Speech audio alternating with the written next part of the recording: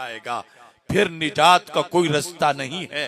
तो इस बुनियाद पर ये जो 4 मरहले हैं, इनमें से जिस मरहले पर भी कोई मौजूद है, ये चूंकि आखिरी उम्मत है और ये दीन क़यामत तक जाना है और इन लोगों के जरिए जाना है कि जिन्होंने अपने आप को दीन के लिए वक्फ करना है। यकीनन हम में से किसी का भी दीन मोहताज नहीं है, मगर ये कि दीन जरूर जाएगा क़यामत तक सलामती से। लई यज़ाल अम्रु हाज़िहिल उम्मत मुस्तकीमा, मेरे आका अलैहिस्सलाम फरमाते हैं कि इस उम्मत का अमर हमेशा मुस्तकीम रहेगा। करोड़ों अमेरिका आ जाएं, वो इसको बिगाड़ नहीं सकते। ये उम्मत, इसका अमर हमेशा मुस्तकीम रहेगा। और हमारा दीन मोहताज नहीं, हम दीन के मोहताज हैं कि हमारा हिस्सा इसमें कितना होगा। लिहाजा खुश नसीब हैं वो लोग जो इन 4 तबकात में से किसी न किसी तबके में मौजूद हैं और इस बुनियाद पर क़यामत के दिन इनका शुमार भी उस सफ में होगा कि जिनका अल्लाह के दीन को जिंदा करने में बहुत बड़ा किरदार लिखा जाएगा। तो शेर अहले सुन्नत रहमतुल्लाह अलैह के चश्मे से मुख्तलिफ शोबाजात से मिल्लत के नौनहाल और बनातुल इस्लाम, उनके तालीम व ताल्लुम का एहतमाम किया जा रहा है। नाजरा हो, हिफ्ज हो, दरस निज़ामी हो या तालिबात का शोबा हो, सारे शोबाजात अल्लाह के फजल से बेहतरीन तरीके से तरक्की की मंजिल की तरफ रवां दवां हैं। और फिर सबसे बढ़कर बात यह है कि मुतलकन पढ़ना पढ़ाना महमूद नहीं, वो पढ़ना पढ़ाना महमूद है कि जो मसलक अहले सुन्नत की बुनियाद पर हो और फिर जिसमें इखलास हो, जिसमें मकसद दीन को जिंदा करना हो। क्योंकि हमारे आका अलैहिस्सलाम फरमाते हैं, मन जाअहुल मौत व हुवा यतलुबुल इल्म लियुहयिया बिहिल इस्लाम बैनहु व बैन नबिय्यीन दरजतुन वाहिदा फिल जन्नह, कि जिस शख्स को इस हालत में मौत आ जाए कि वो अभी दीन पढ़ रहा था, लेकिन पढ़ इसलिए रहा था कि वो इस्लाम को जिंदा करे, तनख्वाह के लिए नहीं पढ़ रहा था, दुनियावी मफादात के लिए नहीं पढ़ रहा था, वो दीन को जिंदा करने के लिए पढ़ रहा था। अभी आलिम नहीं बना था, मुदर्रिस नहीं बना था, मुफ्ती नहीं बना था, मुसन्निफ नहीं बना था और आगे मौत आ गई। तो मेरे आका अलैहिस्सलाम फरमाते हैं उसका सफर रायगा नहीं गया। बैनहु व बैनन नबिय्यीन दरजतुन वाहिदा फिल जन्नह, उसमें और अल्लाह की अंबिया अलैहिस्सलाम में जन्नत के अंदर 1 दर्जे का फर्क बाकी रह जाएगा। अगरचे वो 1 दर्जा भी इतना है जितना जमीन से आसमान ऊंचा है, लेकिन देखना यह है कि वो कितने दर्जे क्रॉस कर चुका है। तो इस बुनियाद पर ये बुनियादी शोबा है इस्लाम का, ये रीढ़ की हड्डी है उम्मत के काम में। और इसके जरिए से, तालीम व ताल्लुम के जरिए से ये 14 सदियों में दीन ने सलामती का सफर तय किया है। हमारे आका सल्लल्लाहु अलैहि वसल्लम ने देखा मस्जिद नबवी शरीफ में सहाबा किराम रदी अल्लाह ताला अन्हुम के 2 हलके लगे हुए हैं। एक में जिक्र अज़कार हो रहा है और दूसरे हलके में उलूम पढ़ाए जा रहे हैं।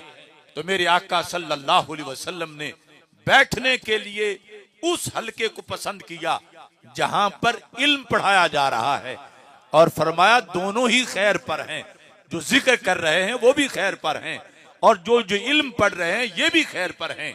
लेकिन फरमाया मैंने बैठने के लिए इसे इसलिए चुना है, इन्नमा बुइस्तु मुअल्लिमा, कि मेरे रब ने मुझे मुअल्लिम बना के भेजा है, तो मैं तालीम देने वाला हूं और ये मेरे मिशन को चला रहे हैं, तो इस वास्ते मैं इनके साथ बैठा हूं।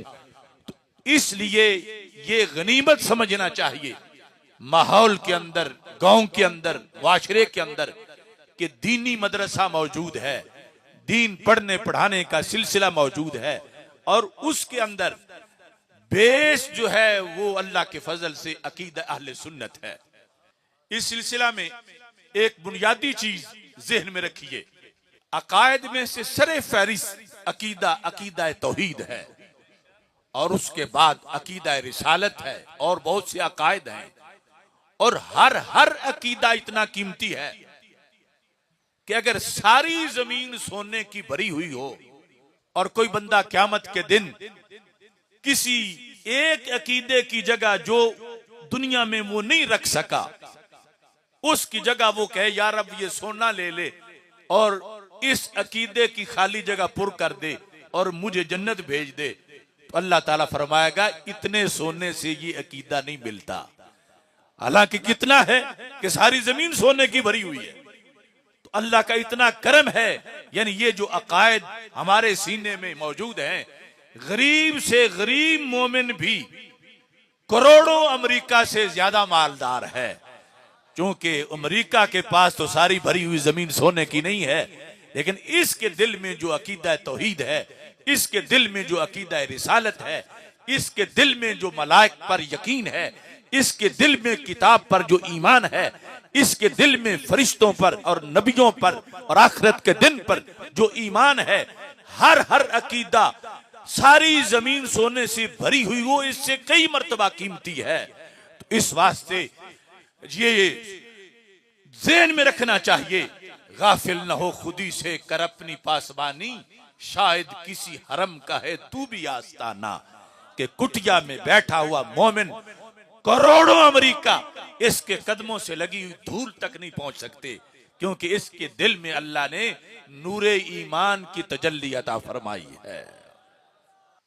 अकीदा तौहीद के लिहाज से एक आसानी है, वो ये है कि जब कोई बंदा सोचता है अल्लाह की जात के बारे में, सिफात के बारे में, कि वो सुनता कैसे है, वो देखता कैसे है, वो बोलता कैसे है, तो आगे से शरीयत का पैगाम आ जाता है कि वो अकल के तराजू पे तोले ही नहीं जा सकता, वो वहम ख्याल क्यास इसके तराजू पे उसे समझा ही नहीं जा सकता। बस ईमान बिल गैब, उस पे ईमान ले आओ। वो वहदहू ला शरीक है, वो हय्युन कय्यूम है, वो अजली है, वो अबदी है। लेकिन जब रिसालत की बारी आती है तो वहां ये तो कहा नहीं जा सकता कि ये अल्लाह हैं और ये अकल में समा नहीं सकते। यकीनन वो अल्लाह के अजीम बंदे हैं, अल्लाह नहीं, अल्लाह के अजीम बंदे हैं, मगर उनकी शानें ऐसी हैं कि अकल हैरान है, अकल के तराजू पे तोली नहीं जा सकती। अब जिस वक्त रिसालत के बारे में बंदा ईमान लाता है तो फिर दो रास्ते पैदा होते हैं, एक रास्ता दूसरों का है और एक रास्ता अहले सुन्नत का है। यह मामूली सा फर्क नहीं, बहुत बड़ा फर्क है। और मैं चैलेंज से कह रहा हूं शर्क व गरब में कि जो दूसरों का तरीका है वो तरीका उसका इंजाम जाके अबू जाल पे होता है और हमारे तरीके का इख्तिताम सिद्दीक़ अकबर पे होता है रज़ी अल्लाह ताला। अब देखो किस तरह अबू जाल दूर नहीं था, करीब था, रसूल अकरम सल्लल्लाहु अलैहि वसल्लम के उसी शहर में था, लेकिन उसने रसूल अकरम सल्लल्लाहु अलैहि वसल्लम को किस तरह देखा? उसने अपने जैसा समझ के देखा कि हमारी बरादरी का फर्द है, हम जैसा है माज़अल्लाह। तो जो शान रिसालत को समझने के लिए मसलन इस सदी में अपने आप को देखे कि उनके हाथ थे तो हाथ मेरे भी हैं, उनके कदम थे तो कदम मेरे भी हैं, उनकी आंखें थी तो आंखें मेरी भी हैं, उनकी जुबान थी तो जुबान मेरी भी है। जो शान रिसालत को समझने के लिए अपने आप को आईना बनाता है उसका नतीजा जहन्नम में निकलता है, और जो शान रिसालत को समझने के लिए शान कुदरत को देखता है उसका नतीजा जन्नत में मिलता है। अब ये दो तरीके मुआशरे में मौजूद हैं और कशमकश है। वो कहते हैं यूं मानो जैसे हम मानते हैं, हम कहते हैं यूं मानो जैसे हम मानते हैं।